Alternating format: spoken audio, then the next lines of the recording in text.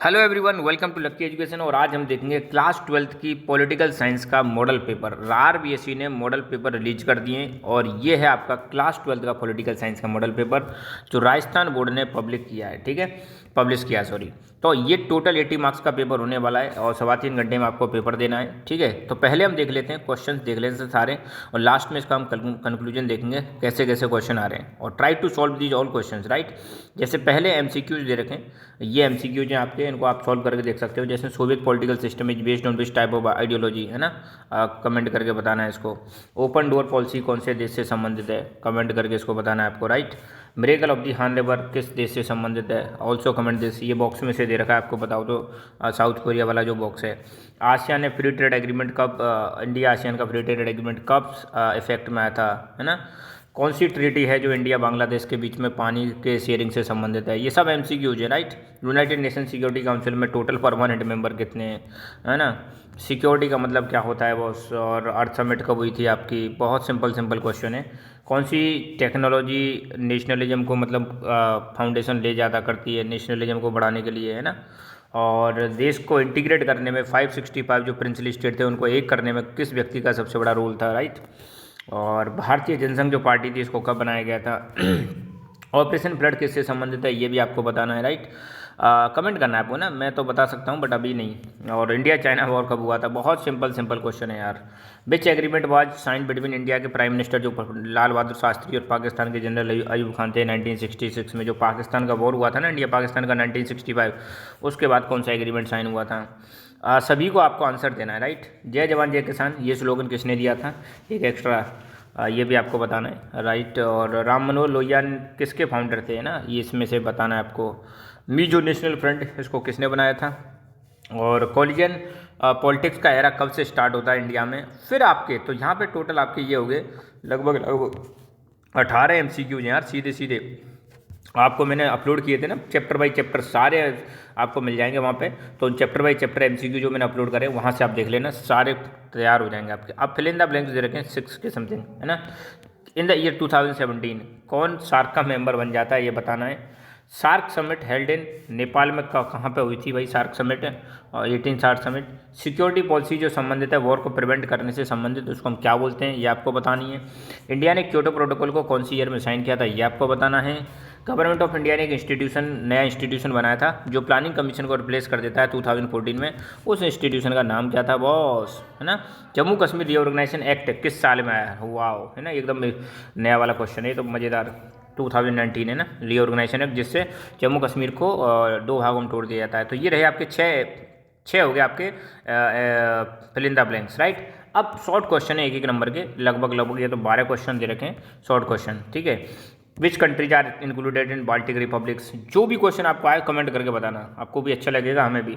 SAARC की full form क्या है ये बताइए। रिफ्यूजी क्या होते हैं, है ना। और सेकंड ग्रुप्स क्या होते हैं। मैकडोनाल्डाइजेशन का मतलब क्या है, मैकडोनाल्डाइजेशन का मतलब क्या है ना। और फर्स्ट 5 ईयर प्लान में सबसे ज़्यादा किस चीज़ पर फोकस किया गया था। इंडियन नेशनल आर्मी किसने बनाई थी। 1967 के जनरल इलेक्शंस को पॉलिटिकल अर्थक्वेक क्यों बोला गया था, इनके रिजल्ट को ऐसा क्यों कहा गया था। आसू की 2 डिमांड क्या थी।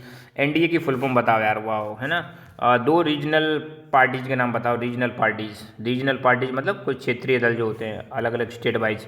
मंडल कमीशन की क्या रिकमेंडेशन थी भाई साहब, इनको बताइए आप, है ना। ये रहे आपके 12 क्वेश्चन एक एक नंबर के। अब 2-2 नंबर के क्वेश्चन दे रखे हैं जिनको 5 लाइन में लिखना है, 5-6 लाइन हार्डली राइट। शब्द सीमा भी लिखी हुई है 50 वर्ड्स, 5-6 लाइन सफिशिएंट है। इंडिया नेपाल के रिलेशंस के बारे में कमेंट कीजिए। एमनेस्टी इंटरनेशनल के बारे में बताइए। इंडिया की सिक्योरिटी के 2 कंपोनेंट को एक्सप्लेन कीजिए।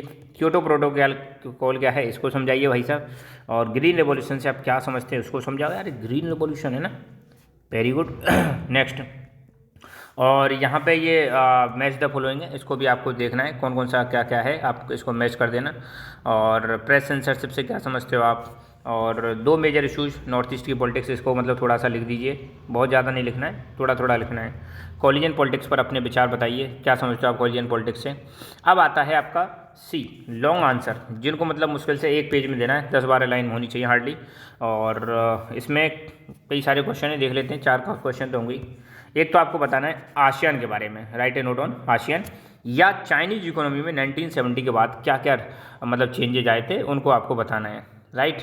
और give argument in support of India becoming a permanent member, support कीजिए कि इंडिया जो है क्यों सिक्योरिटी काउंसिल का परमानेंट मेंबर बनना चाहिए, एक तो ये है, और क्या नीड है इंटरनेशनल ऑर्गेनाइजेशंस की, एक ये है।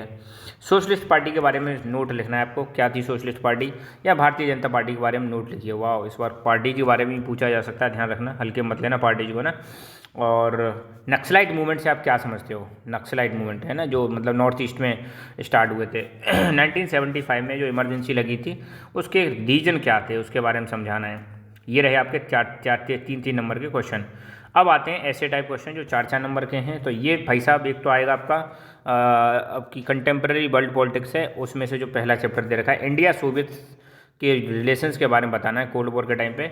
यह आपको बताना है कि कैसे यूएसएसआर का डिसइंटीग्रेशन हुआ, स्टेप बाय स्टेप आपको सारी चीज़ें समझानी है। फिर नेक्स्ट आपका दे रखा है what are the economic implication of globalisation के इकोनॉमिक इम्प्लीकेशन क्या हैं, और क्या ग्लोबलाइजेशन इंडिया को इस पर्टिकुलर डायमेंशन में अफेक्ट करता है कि नहीं करता है ना, क्या इंडिया को इससे नुकसान हुआ है कि नहीं हुआ है, या फ़ायदा हुआ है कि नहीं हुआ है, इकोनॉमिक इम्पैक्ट बताना है बस आपको ना।